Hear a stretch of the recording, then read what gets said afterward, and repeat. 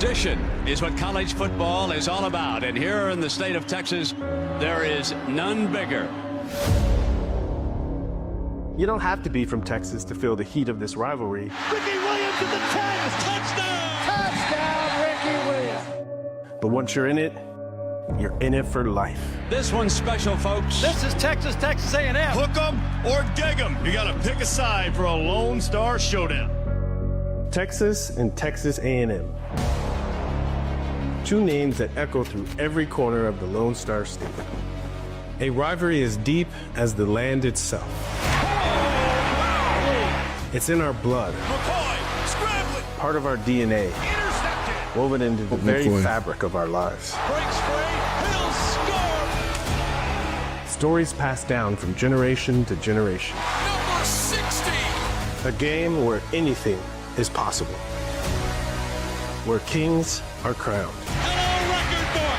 And a standing ovation for the king of the rushers. Championships won. Texas hooks them one more time. And legends are born. Tucker's kick is up. Justin's kick is good! A tradition paused, but never forgotten. Because rivalries don't fade. They just simmer, waiting for the moment to reignite. We've waited long enough. A rivalry reborn. It's more than football. It's about bragging rights. The Horns hook their arch rival. Here come the Horns. Every stop on this mission, every lesson learned, every victory earned, it's all led to this. Leave a legacy. Change your life forever. How do you want to be remembered? We know what it means to wear our state on our chest, to represent every fan who's ever raised their horns, every player who's ever bled burnt orange. We're not just fighting for a win, we're fighting for all of Texas, to defend what's ours and stake our claim. A showdown for state supremacy. Now it means more than ever. Hook 'em.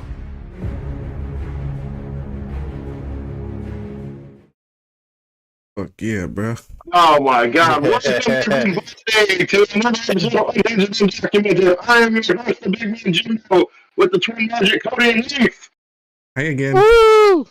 And of course, our resident undocumented man himself, Mr. Cruz. With another ancient relic from the past. Hey-o. And again, joining us on this episode is Mr. Jason. Welcome back, sir. Hey, Going on, Jason guys? said you don't want none, Cruz. Aw, bro. I'm ready. I'm ready whenever everybody else is.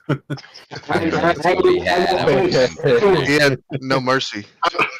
I will sit by and I got it right here, bro. I got all the controllers, everything. I got the whole system ready to go. Same. I do too. Let's do it. Again, I will sit by and commentate because that's what I'm good at when it comes to those games. I'm going. But anyway, welcome everybody. I hope everybody had a super awesome, blessed Thanksgiving. It was a different vibe for me this year, but it was good spending it with family. Our resident undocumented man actually spent it with my family. Thank you for joining us, Cruz. It was always good to hang out with you and whatnot. Ate way too much, but hey, I took us food home. Oh yeah, I forgot. Cruz came over last night and we played Trivial Pursuit. We did. Yeah, I won. Just saying. Lord of the Rings Trivial Pursuit. Yes, it was. Anyway, well, you guys, we got a very special show for y'all today. We'll dive right into it. As y'all saw, we started it up. Tomorrow, you guys, 6:30 p.m. It's the rivalry reunion. It's the Texas Longhorns and the Texas A&M Aggies at Kyle Field. I am so freaking pumped. As you can tell, I've got my long going on in full support. I will have it with me tomorrow. So some fun facts. This meeting will be the 119th meeting between these two teams. As you all know, it was put on pause after 2011 when A&M joined the SEC. We see A&M on their way to the SEC with a little goodbye gift when Justin Tucker had that dagger in the heart. And on the last seconds of the game, to remind them who Big Brother still was in this state. This will be meeting number 119 between us and A&M. We currently hold a 76-37-5 lead in this series over Texas A&M. And man, you guys, this game has so many implications for Texas and even for A&M. So A&M, unfortunately, does not look like that they're going to be making the CFP playoff bracket. But if they were to win, which I'm not saying they are because they're not going to, they would play the SEC title game against Georgia. But we have everything to gain from this game. We win, we go to the SEC title game in our inaugural year. We win, more likely we get position number 2 or 3 in the CFP bracket and a bye. I mean, and on top of that, we would get the rematch with Georgia. Yeah. Yes, we would. We would. And as some of you may have forgotten, unfortunately, we lost that one to Georgia during the season. It was a very hard-fought game, but I would personally love to have a rematch with them. I'm fired up about this game. I'm super pumped about this game. I think this is the only game besides Texas and OU that I am super pumped about. So, guys, how y'all feeling about this game going into this game tomorrow? I'm pumped. I'm excited. I mean, I have to give it to A&M. They have been playing pretty well. But I don't know. I'm hoping we can prevail and just get ahead early and run away with it. Oh yeah, no doubt. I'm just looking for a good game, man. I mean, any college football game to me is just looking for the good games. I will say, I've been to some tailgates at Kyle Field. It's insane. Texas A&M puts it down when it comes to the parties. Right before the game, parties in the I'm sure they're pumped, and it's going to be crazy and a pretty rough one for you guys going into there. So. Oh, no doubt. Especially after 13 years. Oh, yeah, there's going to be a lot of distinct for us, especially coming back, and not just coming back against them to play in Kyle Field again, but being a part of the same conference that they're in now. Because when there was talk about Texas joining the SEC, A&M voiced their opinion a lot that they didn't want it to happen. But, we saw how that went. Yeah. I'm a firm believer this game is... I mean, the ticket prices alone should tell you everything you need to know about this game. My God, I did not know the ticket prices were as high as they were. The cheapest ticket was like $1,800. Can you imagine buying that ticket on a college tuition? You know what I mean? My wife's cousin, her husband's going to the game for free because his brother plays for A&M, and they got the tickets. Well, look, we don't really like her. Wait, one more time. Whose brother now? It's her cousin's husband. Okay, well, we don't really like her cousin's husband, okay? But, if he could, hook it up with a ticket, I mean, I'm sure we'd like him. We'd hate him a little less. But anyway, so I'm just saying. My take on the game, it's obviously we're going into a hostile environment in Kyle Field. The fans are going to be hostile. The players are going to be hostile. They feel like they have something to prove with what Texas did to them back in 2011.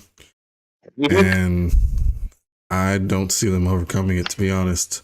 As long as Quinn Ewers can stay in his lane and actually do better in his pocket presence than he has been, I think they'll be okay. But I also think Sark needs to realize that if Quinn starts falling behind, he's going to have to start thinking about Arch, because this is a game that you can't afford to lose. Hey, who did they play in 2011? Who was the quarterback for A&M in 2011? It was Colt McCoy's younger brother, Case McCoy. He was their starting quarterback. And Justin Tucker, who is the legendary kicker for the Ravens, is the one who kicked that game-winning field goal and sent A&M to the SEC with a loss. So, Rafe, you were talking about the game and whatnot, and I agree. I think this is going to be a very intense game. I think this is going to be a very a very hard-hitting personal game.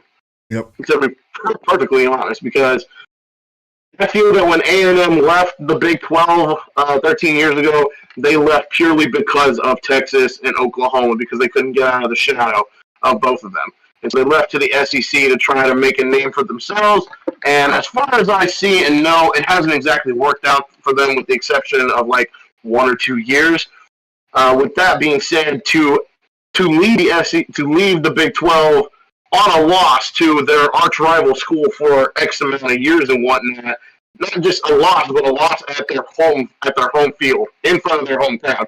Mm-hmm. Stewing on this for 13 plus years, and now Texas coming to the conference that they've been a part of for 13 years, and with the chance to try to for A&M with the chance to try to rewrite history and whatnot to show that they're not a little brother in the state of Texas anymore.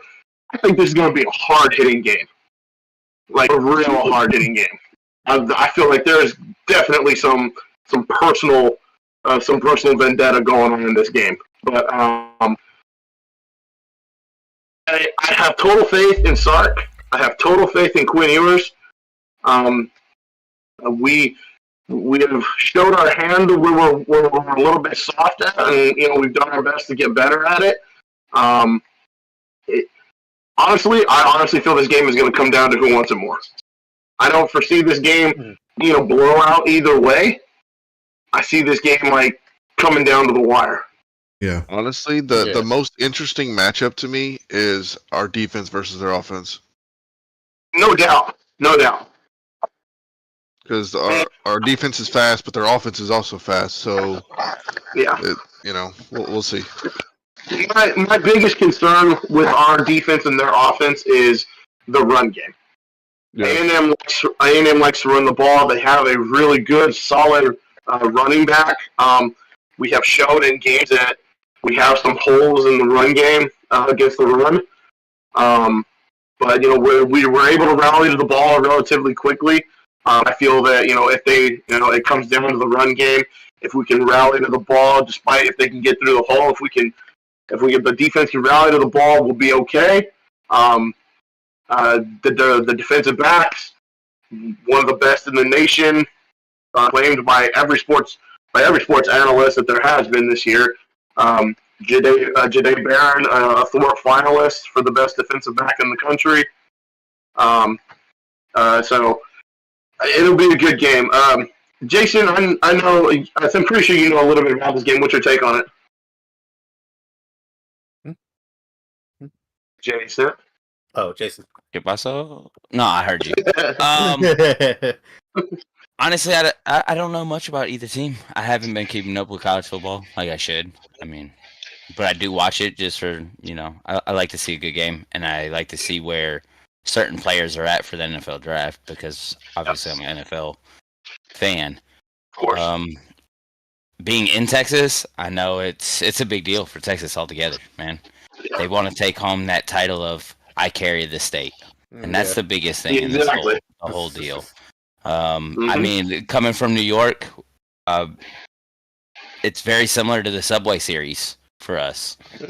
It's who gets to take home the and hold your chest out and your head up high and say, you know what, I did it for the state. This is my state, not yours. And I'm excited to see what's going to happen. Yeah, absolutely. It's going to be a knocker. I have no doubt that it's going to be a knocker. Knockers. So immature, are we? Right. All right. With that being said, guys, let's go ahead and jump into this week's games that are happening around the NCAA, and let's make some predictions, shall we? All right. So our picks for the week. All right. Let's see who's gonna pick who. Who's gonna pick what? Rafe, you got our updated box scores? Who's where? Who's what? They're up there now. They're up there now. Okay.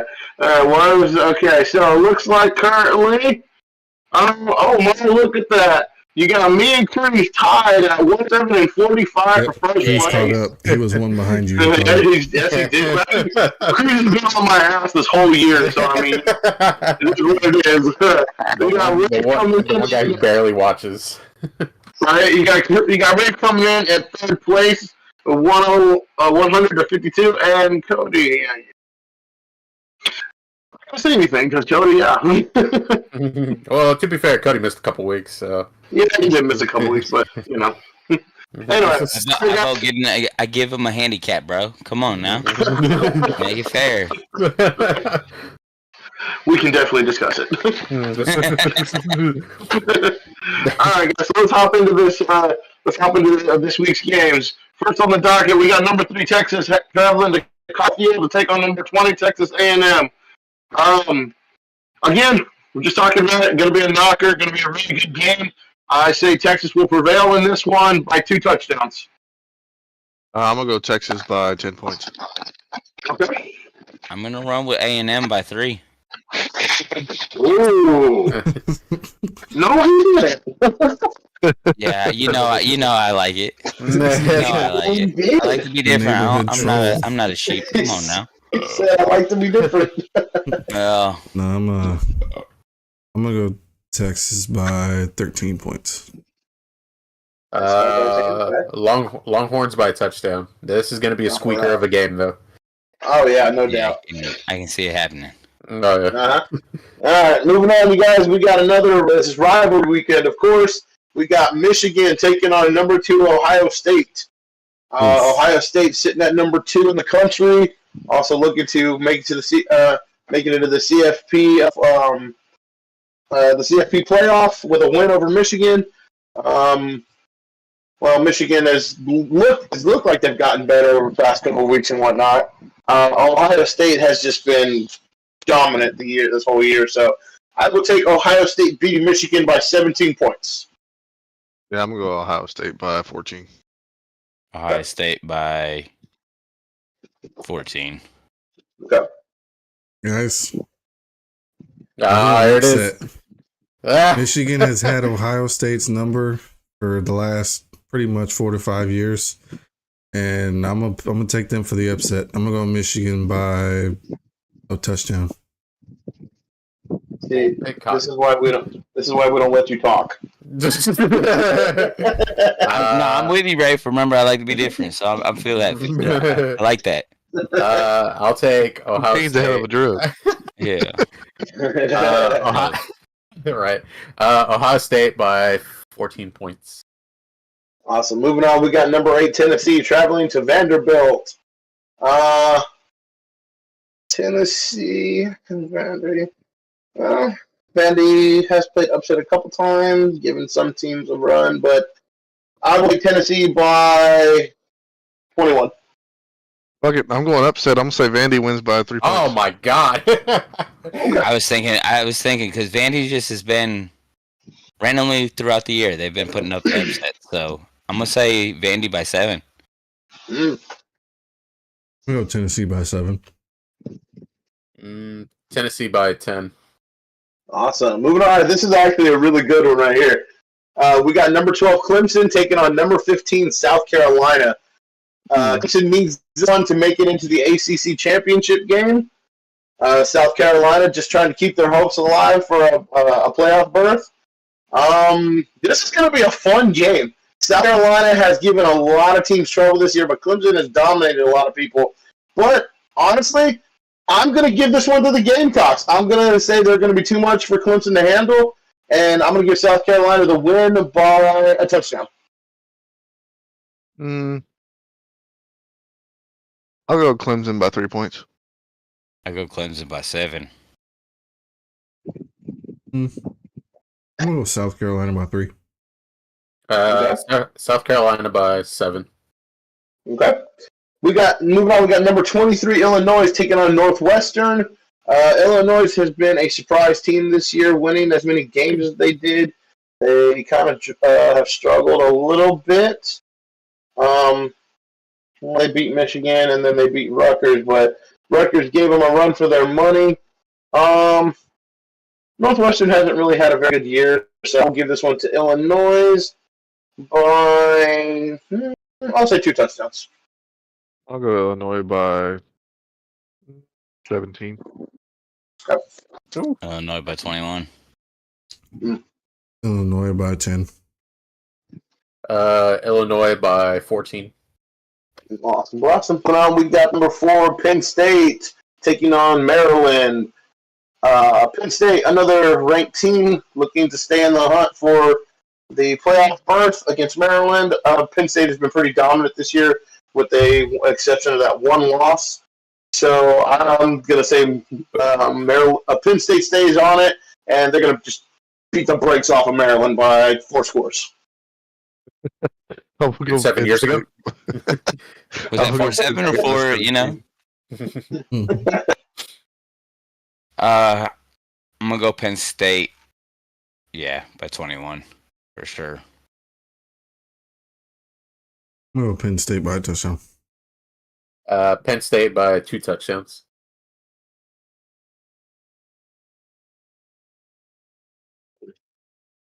All right, good. Sorry about that. Moving on, we got Notre Dame taking on USC. Notre Dame, y'all know how I feel about them. I don't like the Irish. Yo, calm down with that. So you don't like famous? Well, the fun thing is, I don't like Notre Dame. I damn sure don't like USC. So, let me say. Oh, fuck it. I'll take Notre Dame to the win by 14 points. I was waiting for you to be like, I don't pick either team. I'll go Notre Dame by 13.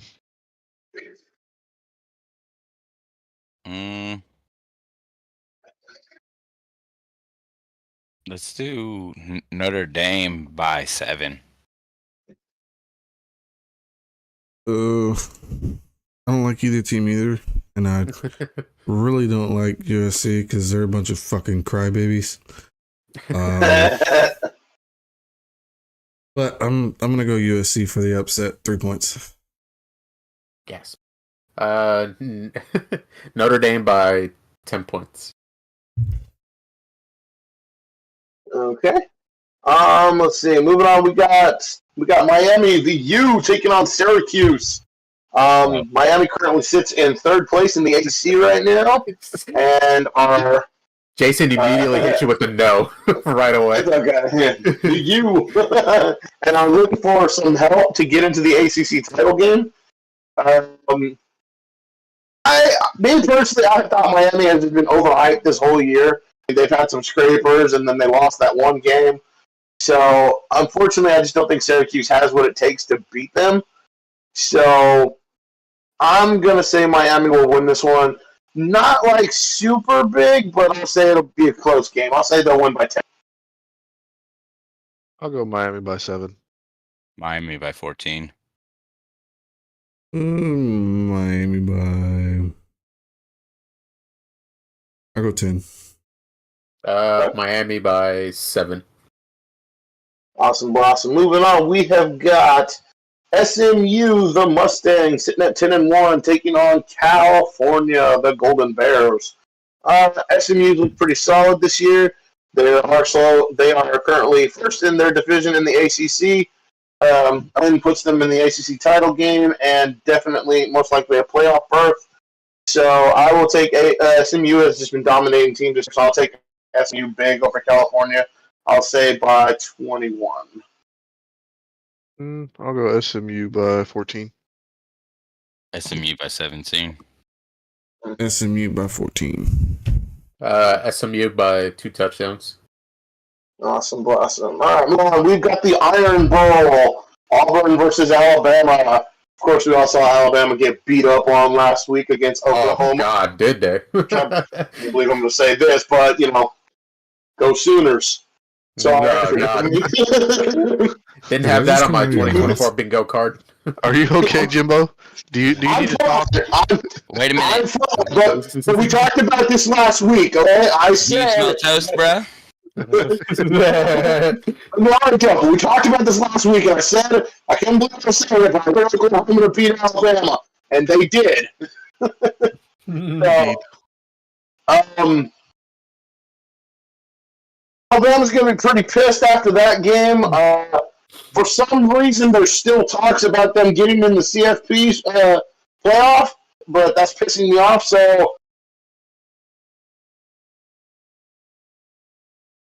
I just don't know. This is a tough one. This is a really hard one. Oh, we're going to get a first neutral pick. Because Auburn is coming off of a win last week against Texas A&M in those 4 overtimes. Mm-hmm. So they've got a little momentum coming into this game with Alabama losing to Oklahoma. And if Auburn wins this game, they become bowl eligible. So, yeah, fuck it, why not? I'm going to say Auburn wins the Iron Bowl this year by 7 points. Late score. I'm going to go Auburn by 3. I'm going to go Auburn in overtime for 2. Oh, God, no. Yeah. Overtime. That's what's going to happen. Watch. We're going to have repeated tonight. I hope Auburn wins, but unfortunately, I'm going to have to go Bama by 10. Auburn by 7 points. All right. Moving on, we got the battle in the desert. We got Arizona State taking on Arizona. The Wildcats. This is a fun one. Currently, Arizona State is sitting at number 2 behind Colorado in the Big 12. BYU fell apart last week. So a win for them, and they will see Colorado in the Big 12 championship game. A loss, we'll see what happens, but Arizona State's been on it this year, so they're going to just rip Arizona apart. So I will take Arizona State by 14 points.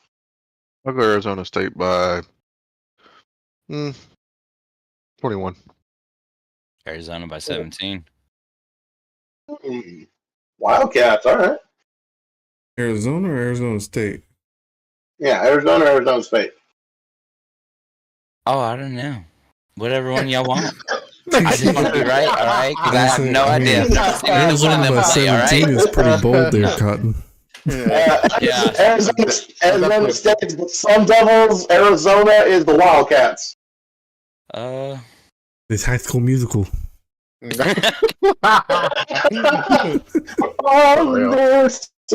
go Arizona State. There you go. I'll go Arizona State by 24 points. Awesome. Arizona State by 14 points. Awesome, Blossom. Moving on, we got Arkansas taking on number 21, Missouri. Arkansas has given a lot of teams problems this year, and Missouri has dropped the ball a couple times. This is going to be my... No, it's not. I'm actually going to take Arkansas to beat Missouri in this game. I don't think Missouri's going to be able to handle them. So I'll take Arkansas by 10 points. I'm going to go Mizzou by a touchdown. Okay. I was with Mizzou for 7 also. Arkansas by 3. Arkansas by 10 points. Awesome. Moving on, we got number 10, Indiana, taking on the Boilermakers of Purdue. I picked Indiana to beat Ohio State last week. Boy, was I ever wrong. Ohio State beat the crap out of them. Indiana is still on the hunt. They were hanging on the first half, but that second half, yeah, it's over. But Indiana's still trying to hang in there for a playoff berth. Purdue is 1-10. I know Purdue likes to play spoilers sometimes, but I don't think this is going to be that instance. So I'm going to say Indiana is going to come out with a hellish fury, and they're going to win by 21 points. I was in that same boat. I'll go Indiana by 17. Yeah, by 21 for me too. Indiana by 13. Indiana by 21 points. Awesome, Blossom. All right, y'all. Here it is, my upset pick of the week. We got Washington taking on their rivals, number 1 Oregon. Oregon has been a monster this year, especially with Dylan Gabriel and whatnot.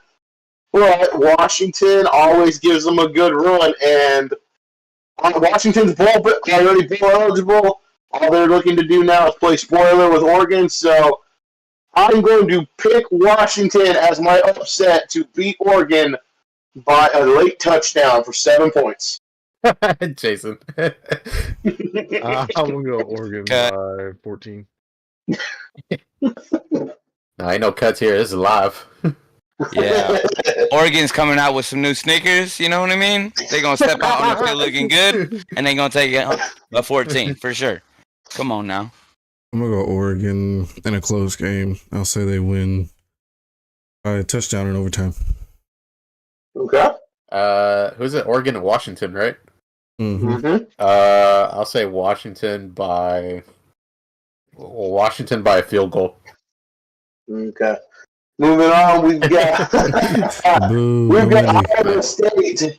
We got Kansas heading to Iowa to take on the Cyclones. Iowa State. Iowa State trying to stay in the mix for the Big 12 title game. They need to win, and they have some other teams to lose. Iowa State's just been the better team this year. Kansas State has had some issues, so I will take the Cyclones for the win by 10 points. I'll go K-State by 3. Fuck it. I was in that. Man, are you in my mind today or what? That's exactly what I was going to say. Kansas State by 3. It's K-State and who, I'm sorry? Iowa.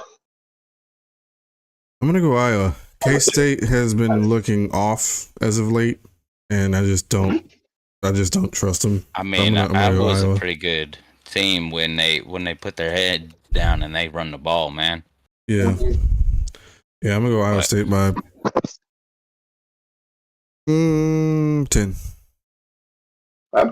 Same. Iowa State by 10. Awesome. Moving on, we got number 25, UNLV taking on Nevada. UNLV is ranked this year. That's all I really know.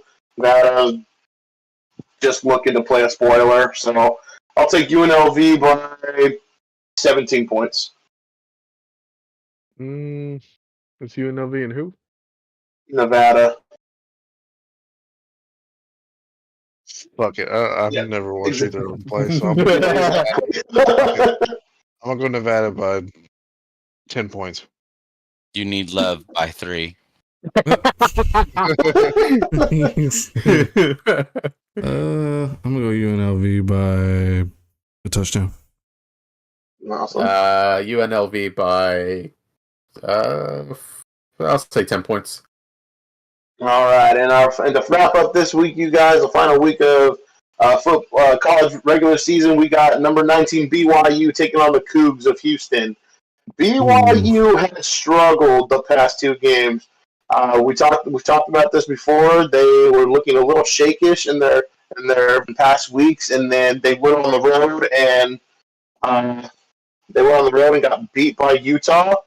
And then the Jayhawks came to BYU last week, which I call this game right, and Kansas beat BYU in their own home. So they dropped 2 in a row, and then they went and visited Arizona State, and Arizona State beat them. So they're not looking too hot right now. Boy, I swear I'd never take a Houston team over anybody because, it's how I feel. But I'm going to say that BYU struggles continue and Houston beats them. I'll take Houston by 10 points.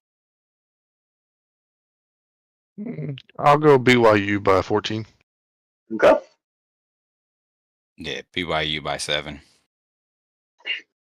I'll go BYU by 17. Houston by 7. All right, guys, and that's going to wrap it up for the college leagues. Just some games earlier today. Boise State held on to Paul Bunyan's axe against Oregon State, scored 34-18. Colorado just mopped Oklahoma State 52-0. But Oklahoma State sucks this year, so I'm not giving them any credit for that one. And then Ole Miss won the Egg Bowl against Mississippi State 26-14. And as we all saw, Georgia and Georgia Tech in their, how many overtimes was that? 8? Like 8 overtimes, yeah. And their 8 overtimes got the win there. So that's going to wrap it up for college football. What you got? Side note. Side Our hometown team, the high school Sealy Tigers, beat Gatesville 56-21 and are advancing to the next round of playoffs. There you go. Go Tigers! Hey, alma mater right there. Well, maybe not Jason, but you know. Definitely not mine. Alma mater for us four. You got, you there's a little more concrete where I'm from.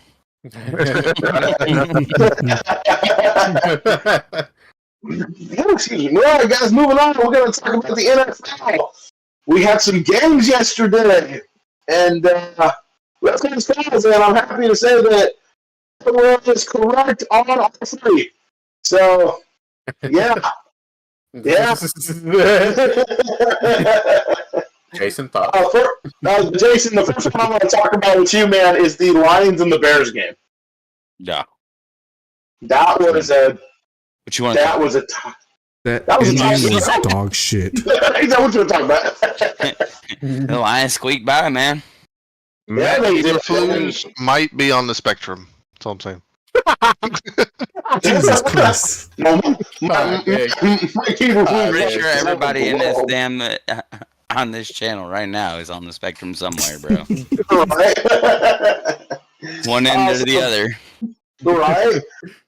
So the Bears came into Detroit to take on the Red Hot Lions. It was a pretty one-sided game until like halfway through the third, and then the Bears made it interesting. And lucky the Lions were able to hold on, and that's what it has to be, because that's what happened. The Lions were able to hold on.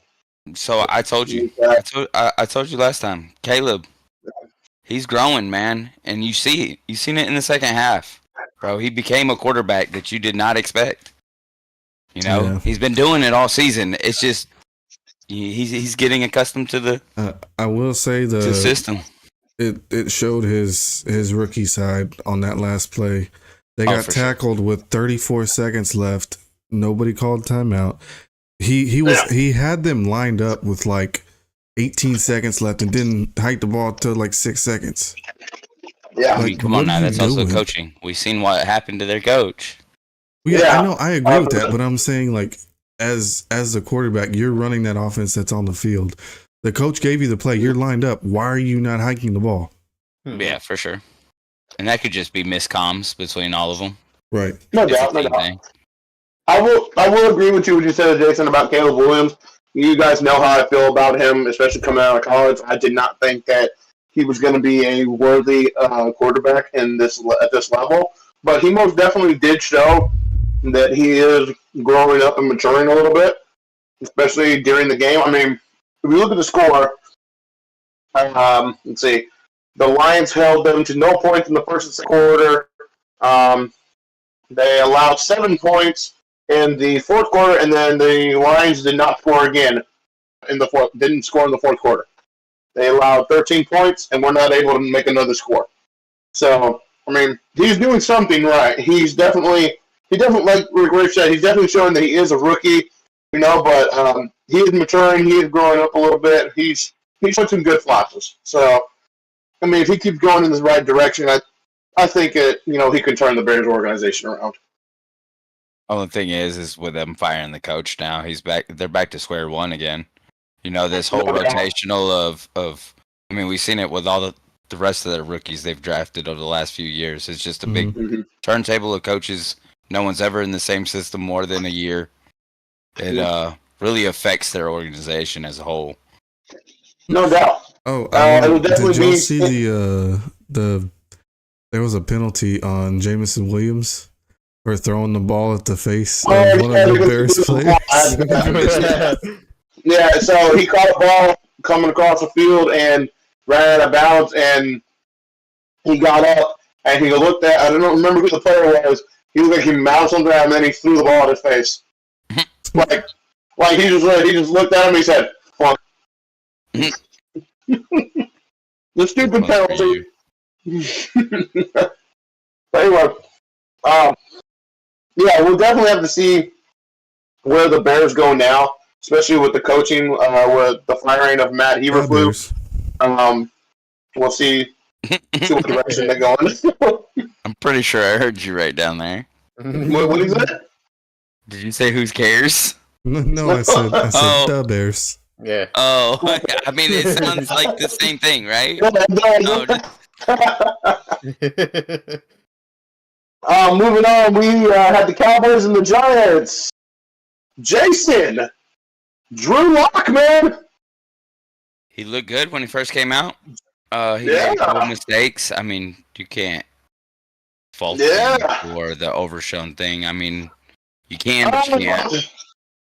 The overshown thing. Yeah, he was great. Dude came out and did his thing, bro. He's probably your brightest spot on that defense right now. Now the Steelers are good now. I actually have his stats up as well. I see some bright spots from Drew Lock. Agent Zero was on fire. Yes, sir. Turnovers is what made this game. Mm-hmm. Like the ability to actually turn them into points. That's what made this game. Mm-hmm. I'm okay with the loss, obviously. I want my draft pick. I'm tired. I need somebody that can run that offense. Drew Lock has some bright spots.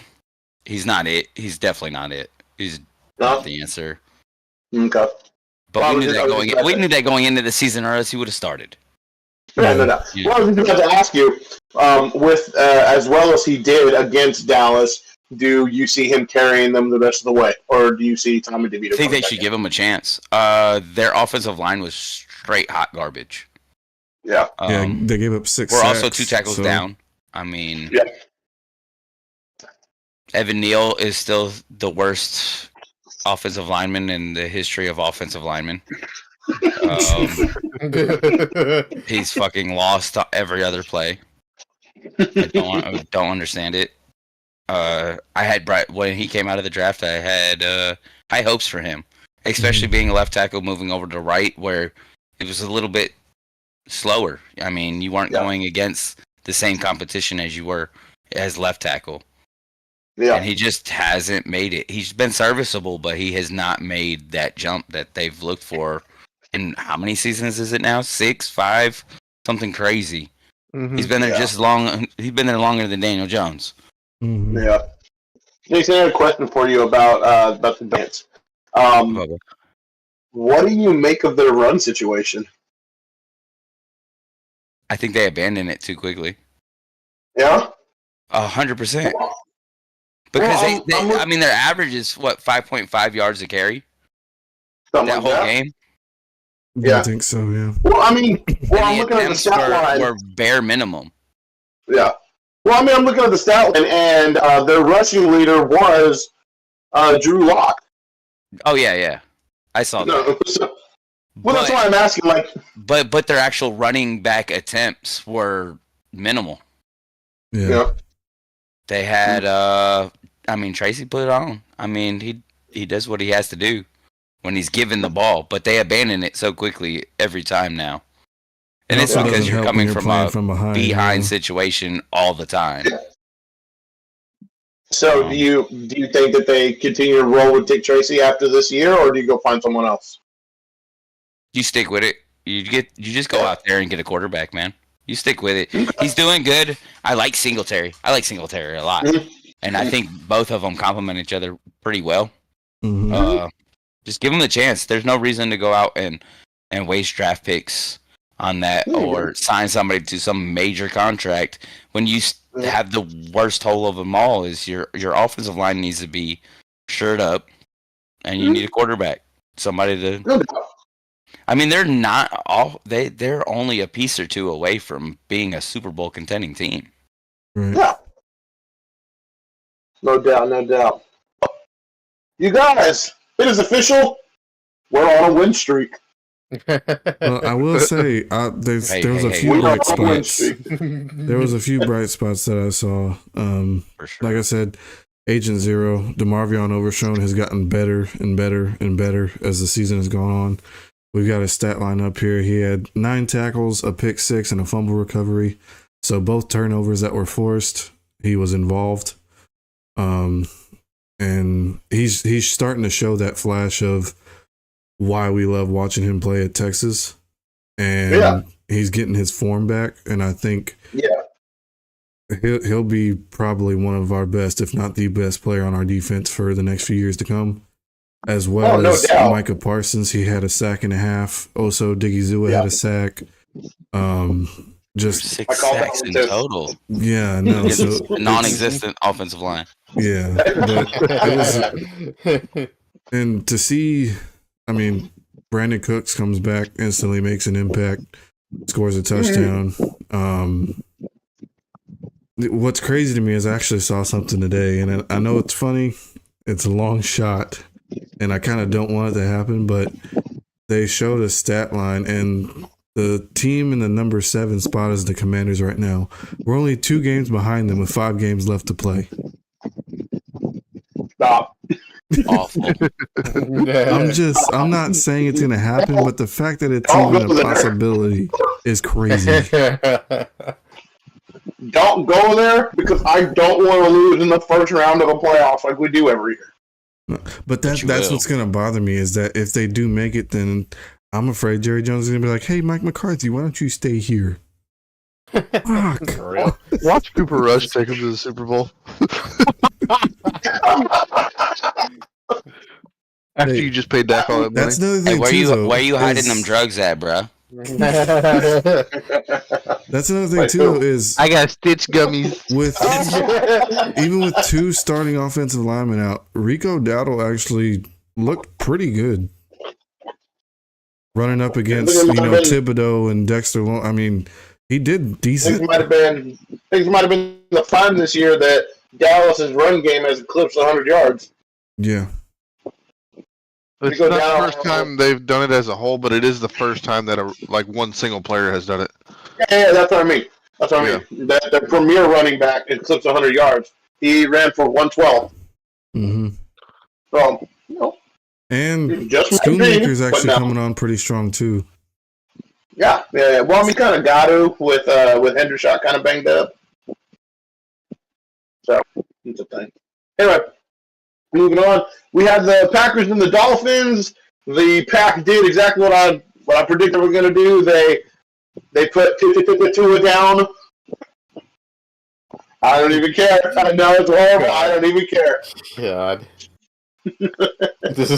I was telling Rafe the other day, when we were watching the game after the game had played, or it was Rafe recording. I was telling these guys that if you watched how Green Bay played as a defense, and anytime they got to the quarterback, how they hit him extremely gently and extremely respectful, knowing what his condition is. Mm-hmm. I didn't see him take one smash, and there was plenty of opportunity for that. They just laid him down and put a pillow on the ground like he. Yeah, like here's just. Yeah. Let's go to bed.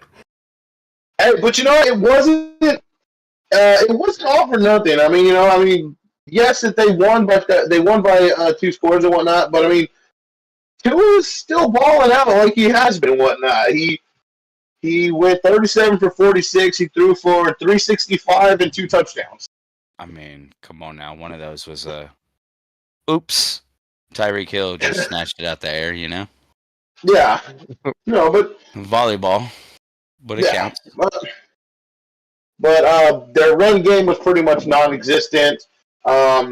His leading receiver was, I think his name is Smith.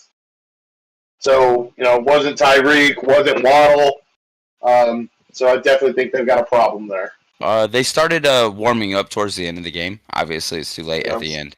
But they started getting Waddle back involved. They started involving the receivers that they've been missing here over the last few games that haven't been getting hot. And it's a good thing to see them do that now. I saw that. No, you didn't. Shut up.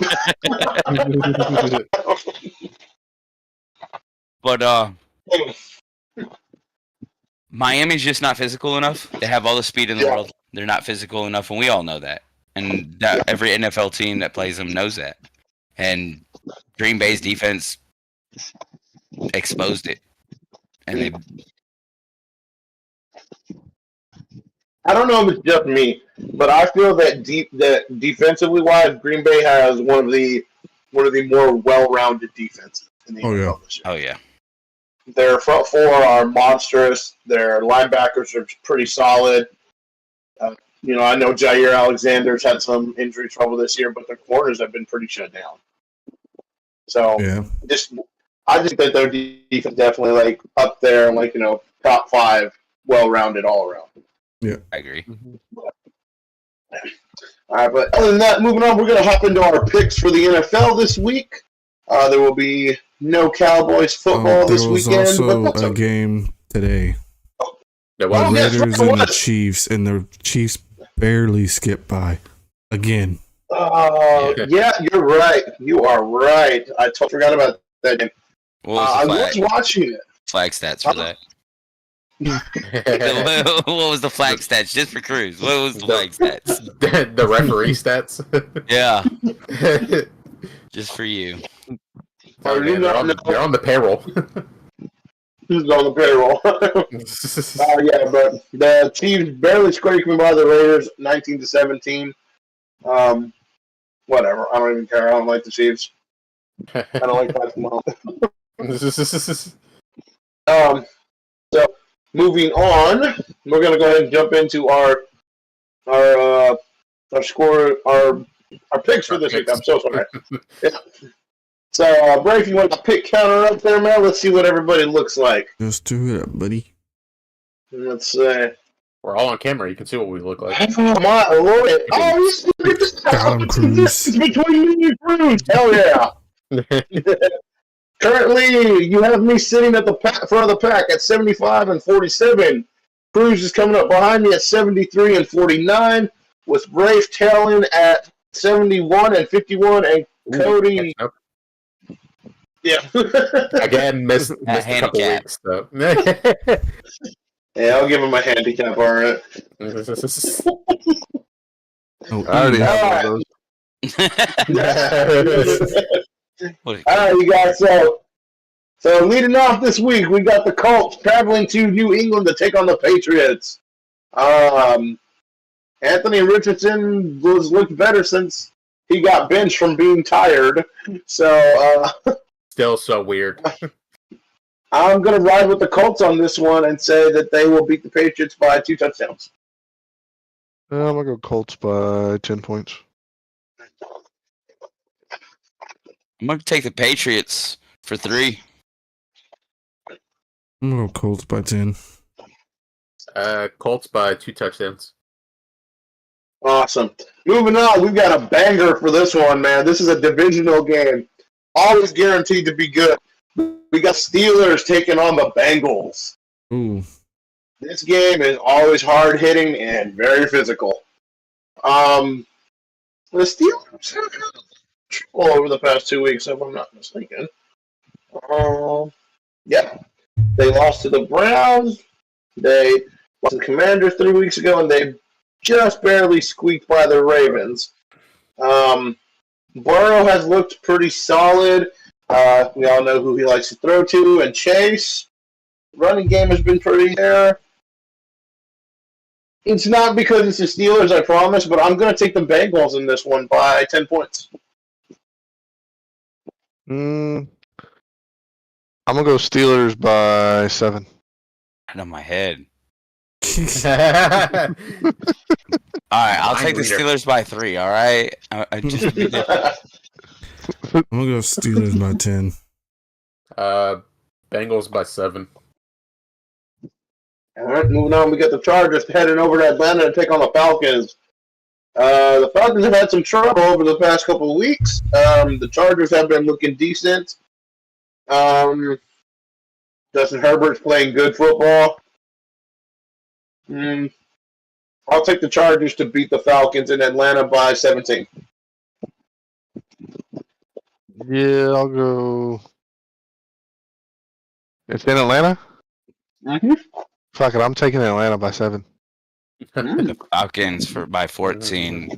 Kirk Cousins is gonna look like crazy Kirk Cousins and annihilate again.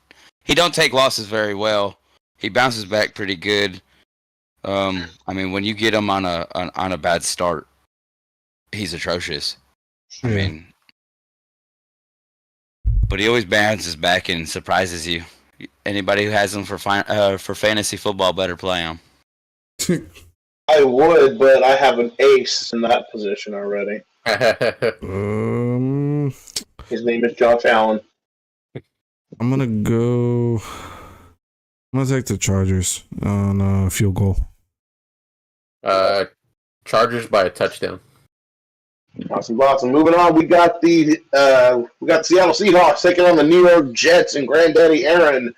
The Seahawks have been on it lately, winning their last 2 in a row, and not just that, beating Arizona last week to take first place lead in the North. So the Jets season is over. They need more than just a new coach. They need a new everything. I still believe in Geno Smith's comeback. So I'm going to take the Seahawks to beat up on the Jets by 17. I'll go Seahawks by 13. Seahawks by 14. Ooh. I don't know. To be honest, I get it. Because if the Jets get it right, I mean, it's right. They can put up some numbers, but it's just a matter of them clicking. Actually, I'm gonna take the upset. I'm gonna take the Jets. I think Devontae Adams is gonna have a good game, and I think he'll win by touchdown. Seahawks by 2 touchdowns. Awesome. Moving on, we've got the Houston Texans traveling to Jacksonville to take on the Jags. After an embarrassing loss last week to the former Houston team. I'm just going to go ahead and say it. That was fucking hilarious because I know a lot of Texans fans, and I know a lot of Texans fans who were at that game, including my boss, who was a huge Texans fan. I texted him after the game, or right before the game ended, and I said, dude, what the fuck? He goes, leave the fuck alone. I don't want to talk. I was like, oh, it's like that. Let me just cry in shame. Right. But I think that C.J. Stroud and the Texans will bounce back this week against the Jaguars, who have looked anything but impressive this year. I will take the Texans by 14 points. I don't know. It seems like the Texans are in a bit of a slump, so I'm going to go Sunshine by 3 points. I'm going to say the Texans take this one by 7 points, but I will say the Jags are that weird team that looks awful all year round, but for some reason they're only losing by 3 here, 7 there against the best teams in the NFL. Yeah. Blame Tony Khan. I'm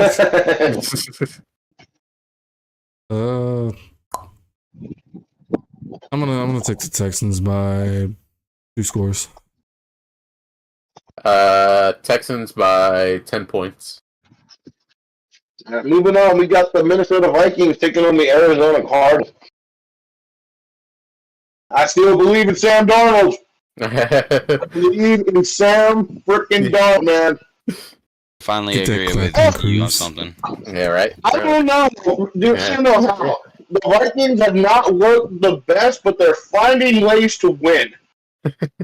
That's all that matters is the dub at the end of the day. Jettis, The one that Jameis Winston when he does it. Yeah. That's all that matters. The Vikings defense is solid. Their offense has some issues. Well, like I said, I don't know how, but they don't look the best, but they're finding ways to win games. And like Jason said, that's all that matters. And as much as I'm on board with the Cardinals, I think they're going to run into a brick wall against the Vikings, unfortunately. So I will take the Vikings by 10 points. He said this game's gonna bore me. Hold on. I'm gonna go Arizona by 3. You read my I'm gonna mind. take the Vikings by 10. I'm going Arizona by a touchdown. Vikings by 2 touchdowns. Awesome. Moving on, we got the Titans traveling to take on the Commanders. Titans coming off a high with the win over the Texans. Commanders still licking their wounds from that loss to Dallas. So Lost 3 straight. yeah, it is. It is 3 straight. That's true. Yeah. You know what? Like the last time of the year. I like the underdogs. I'm going to take the Titans by 10 points. I think Washington's gonna bounce back. I think they win by 14. You're taking Washington by 7. Pick the football team. I'm gonna go Washington by a field goal. Titans by 7. I was hoping all of you picked Washington, so when they lose, I can be like, all of you. Well, I mean, technically, you still could. It's about you 3. Yeah. We got the Buccaneers traveling to Carolina to take on the Panthers. The Bucs have had a lot of trouble lately. What's been going on there? Because they started the year really hot, but then they've just had their receivers went troubles. To shit. No doubt. They have lost 1, 2, 3, 4. They have lost 4 of their last 5 games. Yep. It's me in fantasy right now. But this will be an easy one for them. They're heading to Carolina to take on the Panthers, who have been anything but impressive this year as well. Bryce Young's looked a little bit better since he came back from being benched.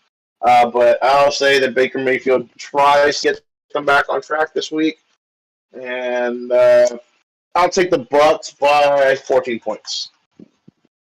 It's Bucks and who? The Panthers. Oh yeah, I'm going Bucks by 10.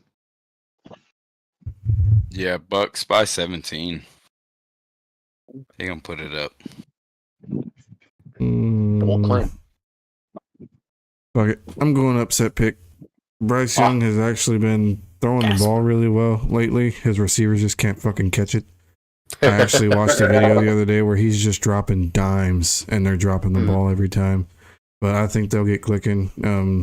I mean, they took the Chiefs to the limit. And they've actually looked really well the last 3 weeks. So I'm going to take Panthers by a touchdown. Bucks by a touchdown. Awesome. Moving on, we got the Rams traveling to New Orleans to take on the Saints. Puka Nacua and Matthew Stafford all have looked fantastic.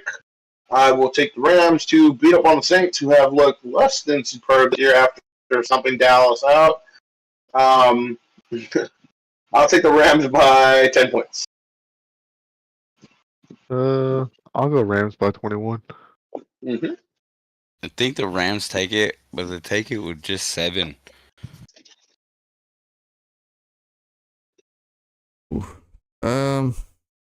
I'll take the Rams by a field goal.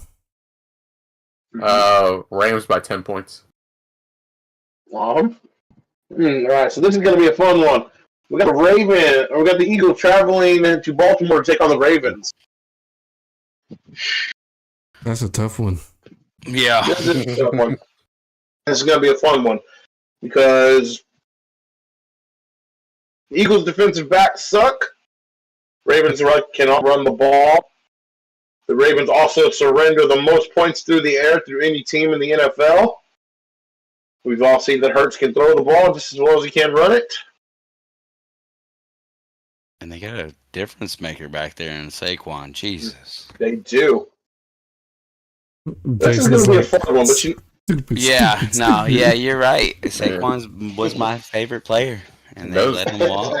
Those 2 guys are carrying me on my fantasy team. This is going to be an interesting one. Carrying the whole team right now. Yeah. Mm-hmm. I think this one's going to be a rather high-scoring game, but I'm going to edge out the Ravens by 7 points. I think I'm going to go Eagles by a field goal.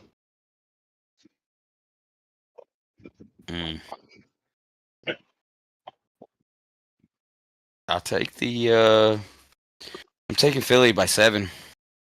I'm gonna take the Ravens by 10. I'll take Philly by 7. I mean, if you look at Lamar Jackson though, he's putting up the numbers left and right. He matches every stat line there is to the best of the best that are in the NFL currently. He's No doubt. probably one of the most solid quarterbacks in the league. Mm-hmm. But he is very. I don't know. I feel like he's very underrated in the NFL still to this day.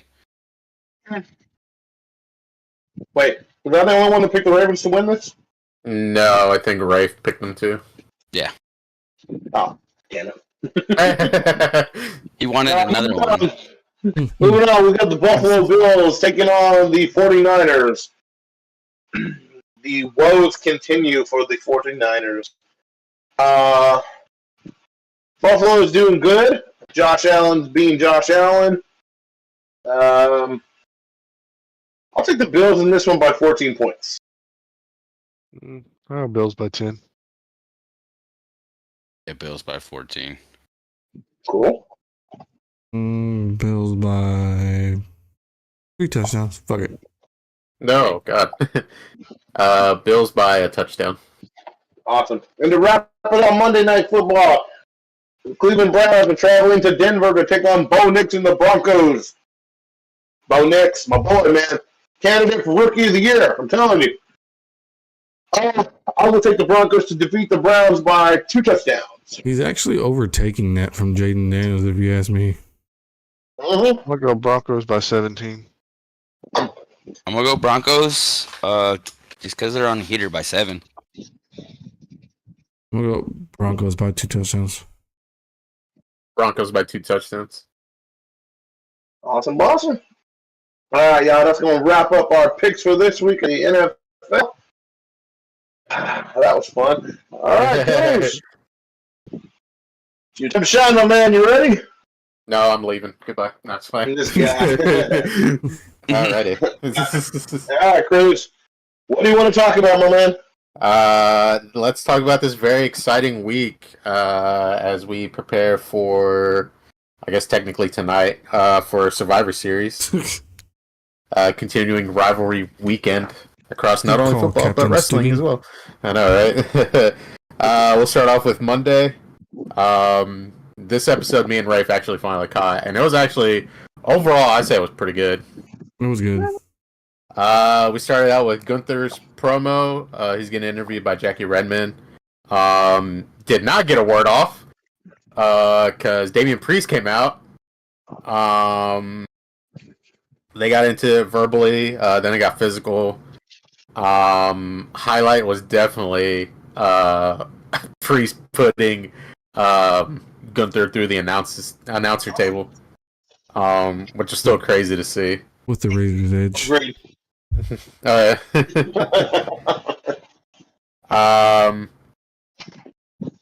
First match, we had Dragon Lee and Rey Mysterio representing the LWO against American Made. Honestly, pretty good tag team match. We had, of course, Chad Gable getting involved, turning Rey Mysterio's mask around and helping the Creeds pick up the win. Everybody messing with Ray's mask lately, man. I know, right? What the heck? What is wrong with everybody? It's just straight up disrespectful. Disrespectful. Leave Ray alone. I know, right? Leave him alone. We had a IC title match. We had Braun Breaker defending against Ray's favorite wrestler of all time, Ludwig Kaiser. I will say this: until the ending, that was a very, very hard-hitting match. I enjoyed it. Kaiser was going for that running dropkick around the ring. Sheamus came out, just blasted Kaiser in the back and started laying into him. Kaiser picked up the win by disqualification, but Breaker keeps the title. We had another title defense. We had Judgment Day, Finn Balor and JD McDonough defending against the War Raiders. War Raiders were on a roll. We thought they were going to get it. Of course, we had shenanigans from Mysterio and what's his name, Carlito. Balor and McDonough picking up the win. Yeah. Then we had a little promo for next week's episode of Raw, which will celebrate the 10 years of the New Day. Yeah. Which actually does lead into the next match, which was, of course, the New Day taking on Alpha Academy. Alpha Academy picking up the shock win and very fast win over the New Day after some tension between Xavier and Kofi. Kofi wanted to start the match. As soon as the bell rang, Xavier tagged himself in. They got into an argument right there, and Tozawa and Otis took advantage, picked up the win, which actually leads to what I think we want to talk about next, which was that backstage segment between Kofi and Woods where they just laid into each other, going back and forth. They brought up dude, they were just doodling on each they other. were just straight up laying into each other. Kofi brought up the fact that Woods hasn't won a singles title yet since he's been on the main roster, or just in WWE in general. Woods brought up the fact that Kofi, or as he put it, Kofi pissed away the title in 6 seconds to Brock Lesnar, which is really crazy to think about because nobody has talked about. Well, they have talked about him losing to Kofi losing to Brock, but they never mentioned the 6-second loss. Right. They just always say he lost to Brock Lesnar, but someone bringing up the fact that he lost it in 6 seconds is still crazy. I don't know, man. It's going to be very interesting next week. I think Big E was confirmed to show up next week, so we're either going to get Big E stepping in, helping him get back on the same page, or we're about to see Xavier Woods just absolutely obliterate Kofi Kingston right in front of Big E. And I wanted to get y'all's thoughts on what could potentially happen. Jimbo, I know how you're feeling about this. Yeah.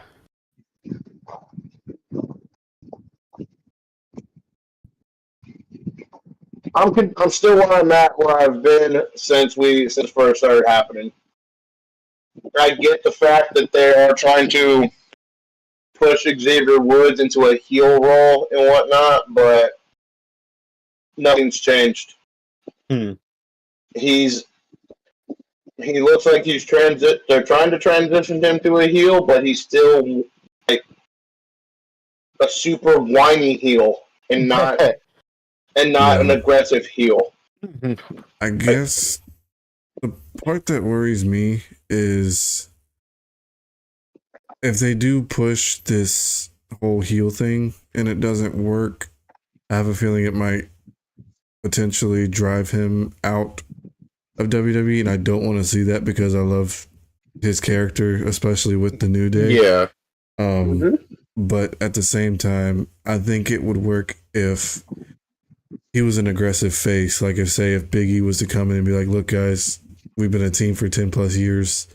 Like just get your shit together, take that anger toward each other and put it in the ring and go on, go win the titles, go do something.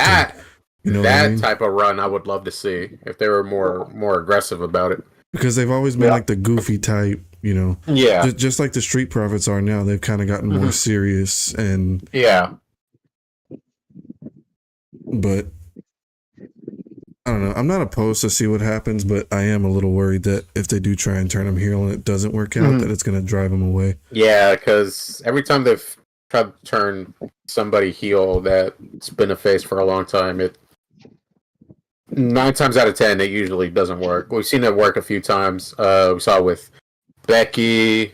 We saw it with Bailey. Seth. Seth. Yeah, Seth Rollins. Actually, if anything, Seth, Rhea. I guess technically Damian Priest. I don't know. He was kind of like in between, but they made him full on heel, and it kind of worked for him. So yeah. So I guess we'll see what happens next week at the reunion. And then we had the main event. Jimbo's probably going to want to take his headphones out for this one because we had Bianca Belair representing her team against Team Nia Jax. All right, we'll give you the thumbs up when we're done. It was a War Games Advantage match for the women's match. No one. So we had a interesting development. So Jade Cargill, unfortunately, will not be a part of the team on tomorrow or tonight, I guess. She's been taken out. She's been taken out of the match with multiple injuries. I actually saw that it's an actual injury, supposedly. Yeah, it's like a neck injury or something. Yeah, like she that. got a neck injury. Won't be back till after Mania, from what I heard. Yeah. So, okay, Jimbo, I understand you don't like her, but at the end of the day, yeah, I mean, I do wish her a speedy recovery. Yeah, we wish her a speedy recovery. Yeah, because it kind of killed her momentum now.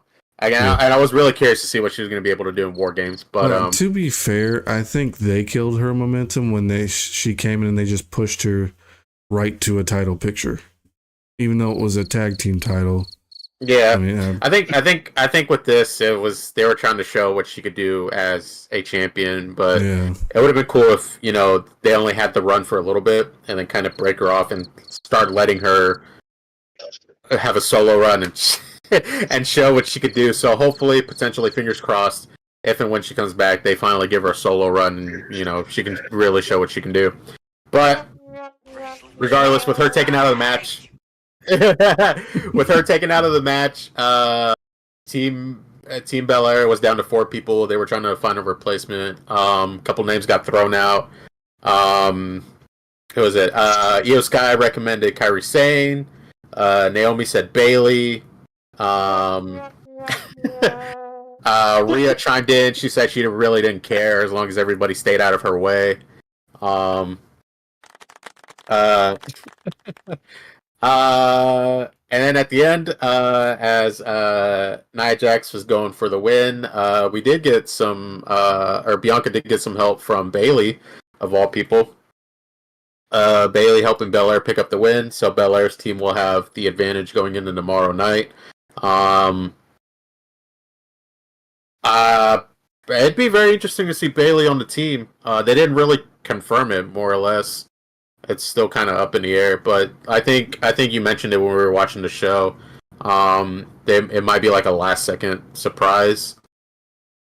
So maybe it'll be Bailey. I think you mentioned. I think you thought they did confirm it actually tonight. But did they? We'll get to that later. Oh, okay, cool. But yeah, we'll get back into that. All right, we're good. But yeah, that's gonna do it for Raw. I don't know. Jimbo has his. Okay, I assume you have your. Okay, cool. I'm Oh, there was one more thing. Go ahead and back out of this. I gotta. I can't even stay awake, dude. I'm fucking tired. This motherfucker falling asleep. I know, right? But anyways, I mean, to be honest, I haven't really been caught up with wrestling recently either. So I mean, I don't really have any input on this tonight. Nah, I got you. But all right, appreciate y'all. Ooses. I'm not very oosy today. All right, later, guys. Later, bro. Before we end the Raw segment, there was one more thing we wanted to mention. And I knew it was gonna happen, and they announced it. I don't know why they didn't do this during the show. Me and Rex were both confused about it. They did it before the show aired, but they did finally confirm. They introduced a new title for the women. The women now have, there's a women's Intercontinental title for them. So congratulations to the women of Raw. And they did confirm there will be a tournament, which I think starts next week. Yeah. So very, very excited to see what happens with the tournament for the women. I think that was it for Raw, pretty much, as far as all the big stuff. Mm-hmm. Yeah, with that, it was a short Raw this week. Yeah, it was pretty solid Raw. Moving right along, we'll move on to NXT. They too are slowly building to their next event, which is Deadline. We had another Iron Survivor qualifying matches for the men and women. Ethan Page qualified for the men, defeating Axiom. What a douche. Dude, Axiom was a little worried. Because I actually watched this episode too. I like that Axiom was worried that he might have had to pull double duty because I think Ava said they're defending their tag titles that same night. Yeah. And it's funny because I think Fraser's going to be the only one that pulls double duty because I think he qualified. Yeah, he did. Mm-hmm. So not only will he be in the Iron Survivor Challenge for the men, he'll also be defending the titles. So very curious to see where that goes. Let's see what else. We had Tony D defending the North American Championship against Sean Spears. That was actually a very interesting match. That whole little story right now with Sean Spears and what's his name, Brooks Jensen, and the other guy are very, very intriguing. Tony D retained. We had a women's Iron Survivor qualifier. We had Julia defeating Kalani Jordan to qualify. So now we have both the big names qualify. Or I think all three qualified for the women's Iron Survivor. We had Zarya, Stephanie, and now Julia. This is crazy. So we had the final segment, or no, the big promo between Trick Williams and Rich Holland. Sarah kind of going back and forth. And of all people to interrupt them, we had the one and only, the legendary Eric Bischoff, interrupting them, saying that he's been enjoying this little feud between them. And he did confirm he will be live at NXT in person next week for so Trick Williams and Rich Holland can go face to face in person. So I'm very excited to see Eric Bischoff again. And then the main event, we had Fallon Henley defending the Women's North American Championship against Tatum Paxley. Henley retained. And then we got the surprise return of Gigi Dolan helping Tatum Paxley fend off, oh my god, what is her name? Fatal Influence. So, not a bad show overall. Ava did announce that the men and women will have one more qualifying match for the Iron Survivor Challenge. It'll be a fatal four-way for both a men and a women. So to fill out the final spots. All right, and now for the big one, the one that we've all been waiting for. And I did see a few of the highlights for this. I did see the big one though. For SmackDown. The opening match was Andrade and Shinsuke Nakamura, who made his return, or who's making his in-ring return tonight. Nakamura picking up the win. And then he got. I did see the highlight of him and LA Knight getting into it, and he hit the mist, or he hit the black mist to LA Knight. And I think they did confirm that he'll defend. LA Knight will defend the title at Survivor Series. Yep. Against Nakamura. So very excited for that one. We had Cody Rhodes and Carmelo Hayes. In the next match, Cody Rhodes picking up the win over Hayes. I will say that was a very entertaining match. Hayes selling the disaster kick was amazing. Not gonna lie. Oh my god. That and the Crossroads. Oh, that Crossroads sell was amazing.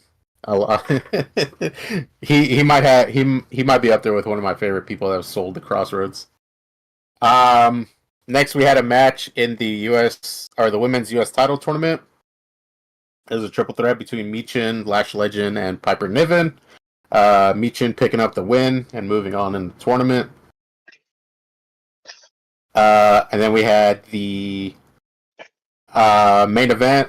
We had Jacob Fatu versus Jey Uso in a War Games Advantage match. Oh yeah, very good match. Both teams were banned from ringside. Jay tried. Lord bless him, we tried, but could not get over Jacob.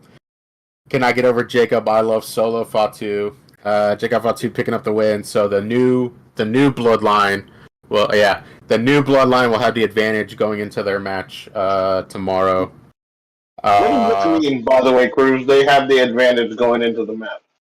So when they say the teams will have the advantage, so the way War Games works, for anybody watching, if you've never seen the War Games matches, so the way it works is 2 guys will start from either team. So we'll use the guys for example, since we're talking about it right now. So since Jacob picked up the win for the new bloodline, after I believe it's 2 minutes or 5 minutes, I can't remember. I think it's 2. Yeah, but once the first 2 minutes pass, somebody from the new bloodline will come in. So it'll be 2-on-1 for a while. And then after the next 2 minutes, someone from the OG bloodline will come in. And it'll just go back and forth until all 10 guys are in the ring. And then once all 10 are in the ring, then the actual match will start. Or the actual War Games will start. And then that's when it goes into pinfall submission. Yeah, that's... so, yeah. Fun. But, alright, now we gotta talk about that sit-down between Roman and CM Punk as they try to settle or try to get on the same page for tonight. Punk said he's not doing this for Roman. This is going to be a one-time thing. He's only doing this for Paul Heyman. If he wants to run it back, they can talk about this after War Games. So thoughts about the conversation they had?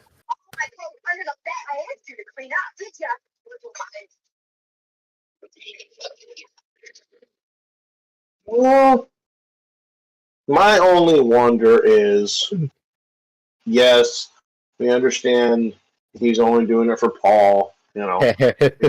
Paul's his friend.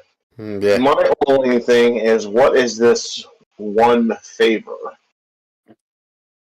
And yeah, because they didn't reveal it. Does it have to do with Roman Reigns, or does it have to do with somebody else? That is an excellent question. That actually had me very intrigued. Yeah. So, I mean, I get it. I get that, he's not doing this for Roman Reigns. Mm-hmm. He's doing it as a favor to Paul. But, I don't know. The whole sit-down thing just kind of felt weird. Yeah. I mean, I felt they could have left it with, I don't like you. I don't care for you. I don't need your help. I'm not doing this for you. I'm doing it because he asked me.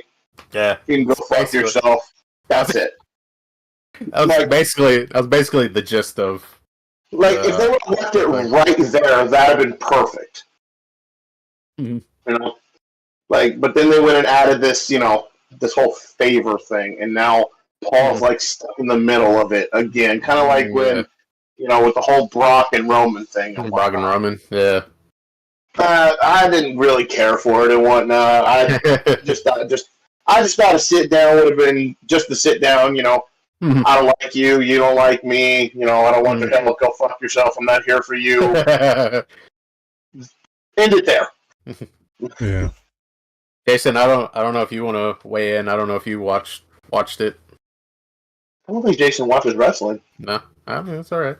That's cool. I didn't know if you wanted to Jason, share his your thoughts. mic's muted, bud. Also, yeah, I think he is muted. Jason, I think you muted your mic. Yes, sir, I am. Oh. Well, that's because I have nothing to talk about when it comes to wrestling, but okay. I'm here for the updates, man. I'm here for the updates. I'm part of it. I'm here now. You certainly came to the right place. No, I didn't know if you had watched any of this week or just wrestling in general. I didn't know if you had any. I haven't if you want the honest truth, I haven't watched wrestling since Stone Cold left. That's how long it's been. I mean, like me personally. Now, my stepdad watched it when John Cena had came on and was there for quite a few years. And anytime I walked in that house, he had it on. He watched wrestling. That he called them his soaps. Yeah, that's His exactly man what it is, soaps, and I was with it. I mean, it's soap opera I for get guys. it. I mean, that's basically what it is. Novellas. Oh yeah, for real. Yeah. That's from Grandpa's stories. Get out of here. That's what I'll be telling my kids and grandkids. Yeah. But no, it does add an intriguing layer to the match tonight. Specifically between Punk and Roman, because everybody else is already on board with Punk being on the team. Yeah. So I guess we'll have to wait and see. That's a good question. Yeah, because I remember Sammy said he wasn't exactly too fond of Punk coming back, but they kind of squashed it. Jay didn't really seem to have a problem with it. I know he was on the fence for a little while, joining back up with them, but I think he finally settled it with everybody. Jimmy had a very interesting reaction to Punk being on the team, because it sounded like he was okay with it. Yeah, but it might be something, a hidden message, if you will. Yeah, no doubt. But I guess we'll have to see how it plays out. And with that being said, as is tradition, for anybody watching, we will go over the pay-per-view card, and much like with the NFL and college football, we'll be making our picks and predictions. With that being said, in no particular order, we will go through the match card. First up, we have the Intercontinental Championship title match. It'll be a triple threat match. Braun Breaker will be defending against Sheamus and Ludwig Kaiser. This match got set up because of what happened on Raw.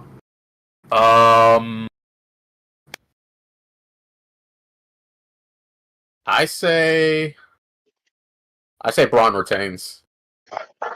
Braun's going to retain the title. But it's definitely going to be a hard-hitting match between these three guys, especially between Sheamus and Braun. But I say Braun will squeak it out and win it in the end. I want Sheamus to win. I feel like Braun's going to retain, and I won't be surprised if that little sneaky bastard somehow finds a way to win. Don't put that evil on Rafe, man. He'll be sad if that happens. Yeah, don't do that. So I have quite a theory about this one. So I think Braun's going to retain, but I don't think he's going to pin Sheamus to do it.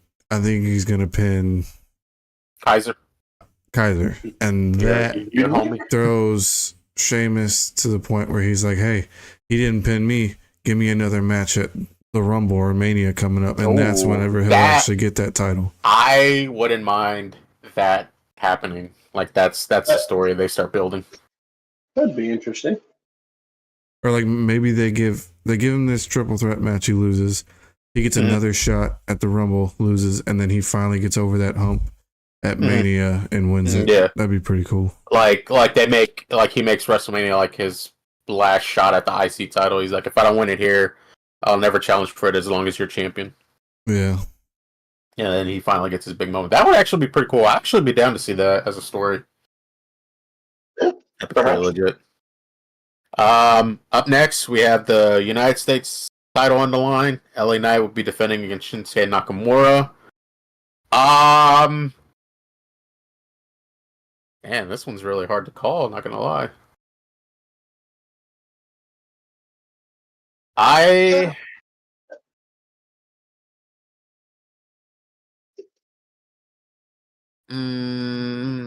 I'll tell you what, come back around to me, but we'll get your guys' thoughts. You don't want to be wrong. It's cool. All right, bro. I gotta think about it because there's a lot to weigh in on this one. Gotta keep up with Jimbo over here. Hold on. Actually, we've never kept track of our wrestling picks. Nah, I think we've gotten most of them right, to be honest.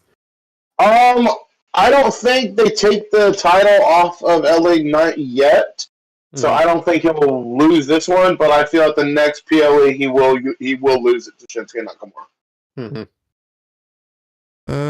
I agree. I just don't think his run's been long enough yet, and I still think he's one of the fan favorites.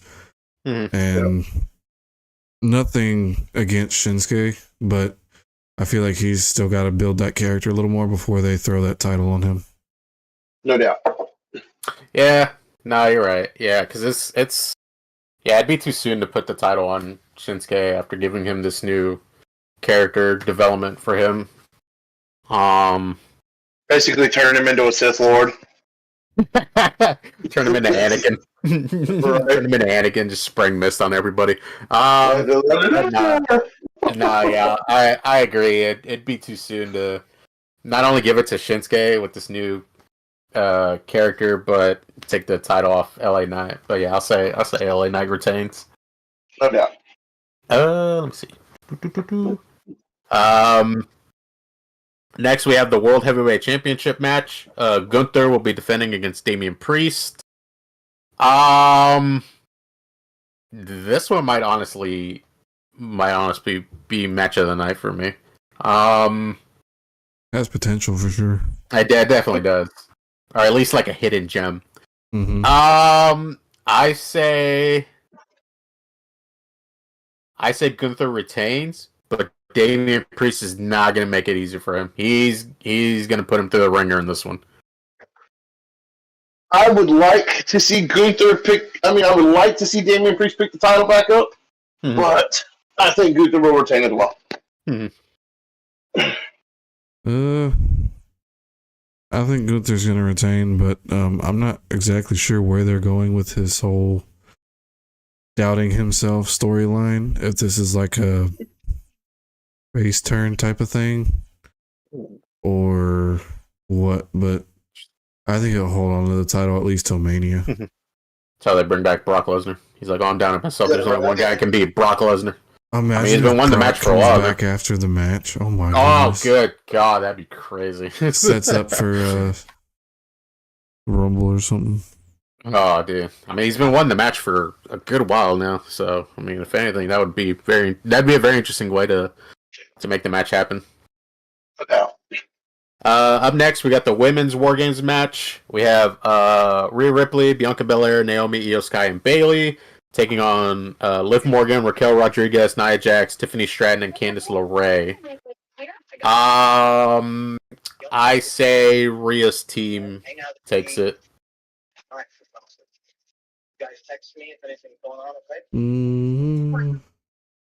I think I'm gonna go with Rhea's team too. Just for the simple fact it's Rhea. And right. They seem to have more of the powerhouse type people. And especially Io, because Io has been in every single women's War Games match since they've done them. I think there's gonna be a surprise where and this actually has potential to be one or the other because you have both Liv Morgan and Nia Jax there at the same time. And Tiffany Stratton being in there. I have a feeling she's going to cash in on either one of them, but I don't know which one. I didn't even think about that. Oh man, that'd be interesting.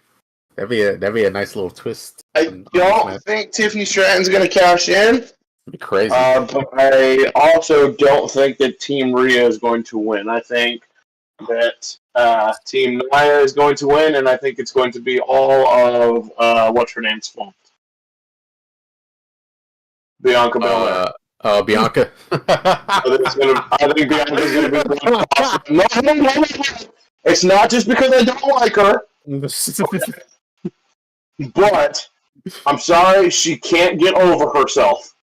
Okay? She's getting in her own way. Yeah. And I think it's going to be her fault that causes them to lose. Well, it's funny because people are already theorizing that she was the one that attacked Jade Cargill last week. Oh yeah, I heard about that. I think she was the name that got thrown out. Naomi, Bayley. I think, was another one. Yeah, Bayley was another one that got thrown out. But Bianca was the main one. And if this is the route that they're going, if this is potentially going to lead to a split up between Bianca and Jade, this would be a perfect way to do it. But yeah, But yeah, oh god, that'd be very interesting to see. I like that Bianca's the one that loses it for them. I mean, it's gotta be her. Oh my god. We'll see what happens. I believe in Team Mommy, so we'll see. And then we got the men's War Games match, which is the match that we've all been wanting to see for a good while now. We got the OG Bloodline, Roman Reigns, the Usos, Sami Zayn, and CM Punk taking on the new Bloodline of Solo Sikoa, Jacob Fatu, Tama Tonga, Tonga Loa, and Bronson Reed. It's gonna be a squeaker. It's gonna be a tough one, but I'm gonna give it to the OGs. The OGs need to pick up a win after losing to the new Bloodline at what was it, Crown Jewel? Yeah. Yeah. So the OGs need this win, so I'm giving it to the OGs. Was that a Bad Blood? I think it was. Was it Bad Blood? Mm-hmm. Yeah, it was Bad Blood. Was it? Because wasn't that Roman and Cody against Solo and Jacob? Yeah, I thought that's what you were talking about. No, I was talking about the 6-man tag where it was Roman and the Usos against. Oh yeah. Yeah, that's what I was talking about. I think the OG Bloodline is going to take it, just for the simple fact of, like you said, it's like a bounce back thing, because you just can't sit here and have the new Bloodline just keep overtaking the OGs and just make them look like shit, especially with the run that Roman Reigns had before he dropped the title. Yeah.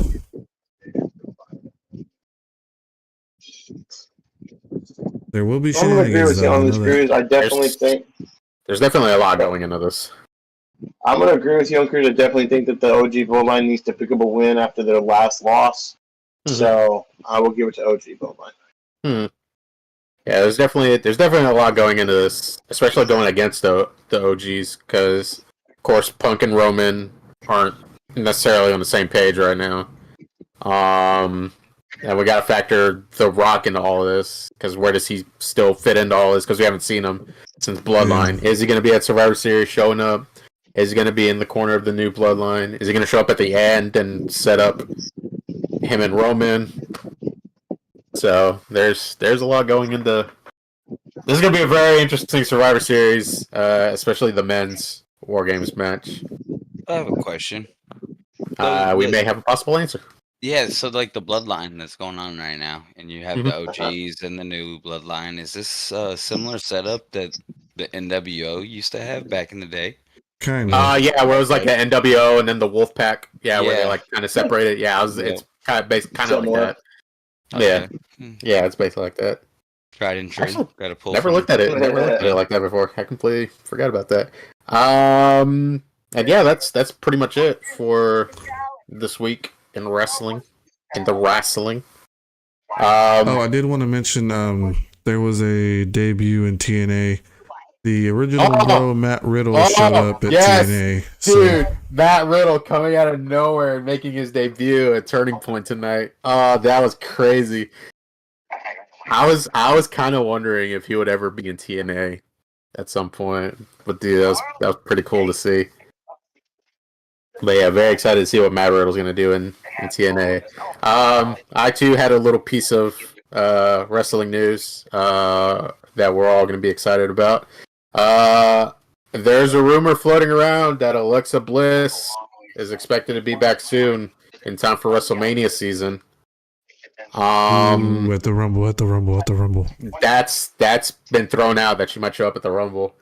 For those who don't know, she hasn't wrestled since 2023 at the Royal Rumble, where she challenged Bianca Belair for the Raw Women's Championship. She was out. Yeah, she was out for, I think, an injury, and I think she had a kid as well. She's been dealing with a lot of health issues, but in October she did confirm that she would be coming back to WWE, but she didn't give a time frame. But yeah, there's been a lot of news being thrown around that she might come back for the Royal Rumble. Damn, she got laid up and laid on. Yeah, she's been She's been going through it. I think she said, she tweeted out that since her last WWE appearance, she's been dealing with skin cancer removal, a pregnancy, obviously preeclampsia, which is a blood pressure condition during pregnancy, and postpartum health complications back to back. So, but I think she tweeted deal with from getting laid on. Oh well, I mean, I think she did. I think she did tweet out recently that she's doing a lot better. So, well wishes to Alexa Bliss. So, yeah, for real. No doubt. And one other very exciting piece of news that I saw while we were talking about making our NFL picks. Eric and Sarah Logan welcome second child into the world. They had a Thanksgiving baby. They had a son. This past Thursday, so congratulations to them. Baby. Yeah, a little Viking baby. Eric from the War Raiders and Sarah Logan. They had a kid on Thursday on Thanksgiving. Sarah Logan. Who the hell is Sarah Logan? Valhalla. From yeah.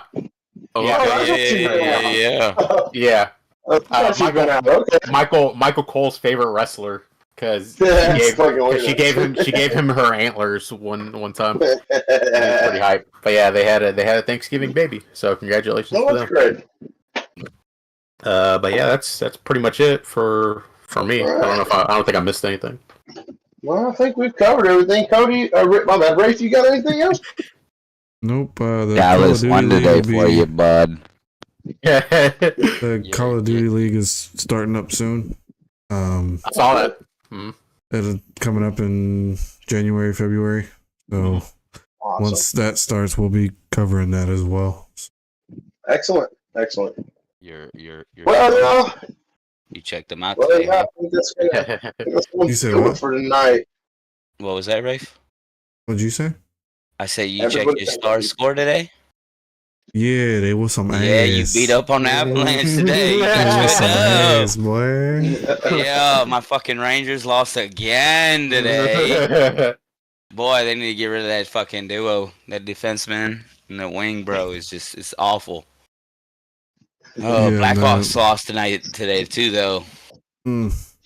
Capitals are still sweeping through, fucking wrecking shop. But my Mavs beat the Knicks last night. Oh, there you go. See, you've had 3 days in a row. 2 days in a row of good news for you, sir. And that's good because Luka's been out. Yeah, you better go scratch a lotto ticket tomorrow. Maybe make it 3 days in a row, you know? Yeah. One can hope. Yeah, for real. Well, everybody, I think that's going to do it for us tonight. We've covered everything we need to. Again, tomorrow, Texas and Texas A&M at 6:30. Also, Survivor Series / War Games will be going on as well. I think we're going to see about streaming that potentially. I don't know yet. I'm pretty sure we will. Because the way it's laid out, Survivor Series actually starts at 5. But by the time the Texas A&M Texas game finishes, the event should be over and they should have the replay up, so we should be able to watch it all the way through without any issues. And I'll definitely see if I can make that watch party, because I will have a little 3-year-old wrecking ball running through my home tomorrow. Just let baby girl watch it; she'll be okay. Right. Anyway, well, that's going to do it for tonight, everybody. Thank you so much for tuning in. Thank you for all your love and support. Jason, thank you for joining us again. We greatly appreciate you, my man. Yes, sir. For Unhinged and Undocumented, I am the big man, Jimbo. With me is one half of the Twin Magic, Mr. Rafe. Hey-oh. Because Cody's a giant girl. Our undocumented man, Cruz. Tune in next week where hopefully, fingers crossed, we'll have a special guest with us, our boy Steven Stellar from Texas All-Star Wrestling. Hopefully, if everything works out, hopefully it works out. We'll get. And of course, Jason, thank you for joining us once again. Yes, sir. Y'all be blessed. Have a great night. We are out.